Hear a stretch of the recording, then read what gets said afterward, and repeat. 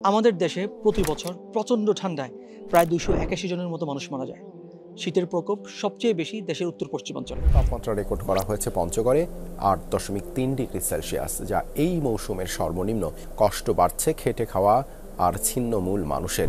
কত বোন, কত শিশু, কত বৃদ্ধ মানুষ ঠান্ডার কারণে রাতে ঘুমোতে পারে না। অনেকের আবার ঘরবাড়ি পর্যন্ত নেই। দেখুন, শীত সবার জন্যই আসে।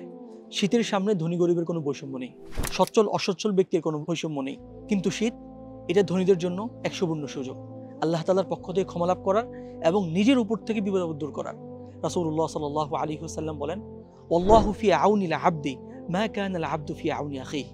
আল্লাহ তাআলা ততক্ষণ পর্যন্ত বান্দার সহায়তা করেন যতক্ষণ পর্যন্ত বান্দা তার ভাইয়ের সহায়তায় থাকে। আল্লাহু আকবার। প্রিয় ভাই ও বোন, প্রচণ্ড শীতে কষ্ট পাচ্ছে এমন অসচ্ছল মানুষদের জন্য ইসলাম জোন থেকে শুরু হয়েছে উইন্টার ইমার্জেন্সি এইড প্রোগ্রাম। আপনার ক্ষুদ্র ডোনেশনে হয়তো বেঁচে যাবে কোনো শিশুর প্রাণ। সেই অসহায় অসচ্ছল মানুষগুলোর হৃদয়ের দোয়া আল্লাহ তাআলার নিকট আপনার জন্য হয়তো জান্নাত প্রাপ্তির কারণ হবে। আসুন আমরা সবাই যে যার জায়গা থেকে এগিয়ে আসে এই অসহায় মানুষদের পাশে দাঁড়াই।